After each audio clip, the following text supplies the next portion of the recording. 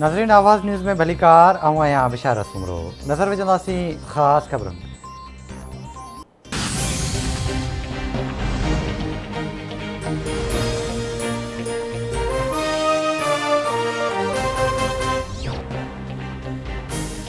वॾे वज़ीर शाह महमूद कुरैशी चयो आहे त OIC जो गैर मामूली इजलास जो मक़सदु अफ़गानिस्तान जी सूरतहाल ते गौर करणु आहे। अफ़गानिस्तान जी सूरतहाल ते वक़्त ते ध्यानु न ॾिनो वियो त हिकु वॾो इंसानी बहिरान जनम वठी सघे थो। अफ़गान अवाम खे OIC समेत आलमी बिरादरी जी हिमायत जी ज़रूरत आहे। अफ़गानिस्तान जी सूरतहाल खे वधीक ख़राब बणायो वियो आहे। वज़ीर आज़म इमरान ख़ान जा अफ़गानिस्तान जी सूरतहाल ते आलमी अॻवाननि सां राब्ता थिया आहिनि।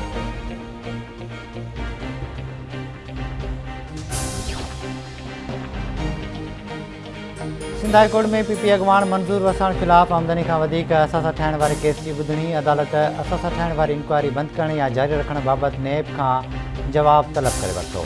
सिंध हाई कोर्ट जो जांच ऑफिसर खे 10 जनवरी ते पेश थियण जो हुकुम।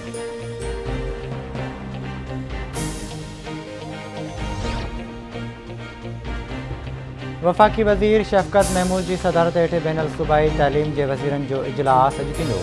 इजलास में ॿारनि जी वैक्सीनेशन ऐं सयारी जूं मोकलूं जनवरी में करण वारी तजवीज़ ते वीचारियो वेंदो।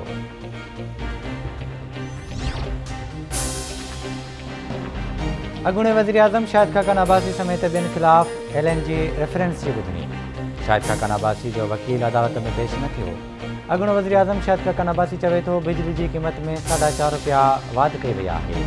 मुल्क में महांगाई ॾींहों ॾींहुं वधी रही आहे।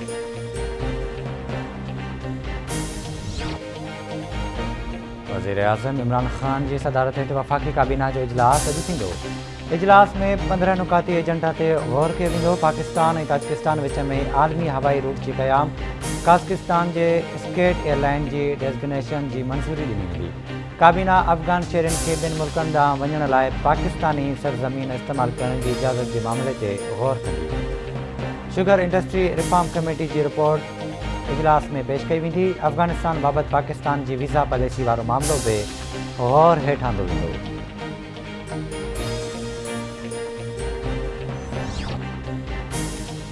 बलोचिस्तान में पाक ईरान सरहद वटि अब्दोई सेक्टर ते फायरिंग। दहशतगर्दनि जी फायरिंग में लासनाइक ज़हीर अहमद शहीद थी वियो।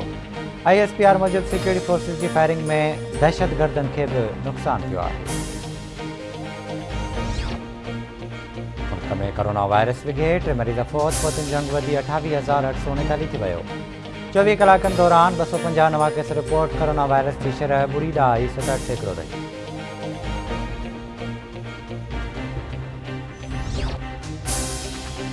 सखर में झांगड़ो थाणे जद में मुबैना पुलिस मुक़ाबिलो। 1 ॼणो मारिजी वियो। मारिजी वियल जवाबदार जी सुञाणप रमज़ान उर्फ़ रमज़ू भायो तौर थी।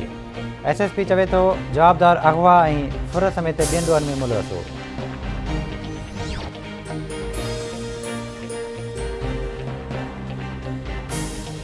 ऐं गॾा में पॉडकास्टिंग पुल वेझो ट्रालर जो टकर लॻण सबबि पोरियत फो थी वियो। ट्रालर ड्राइवर फरार थी वियो।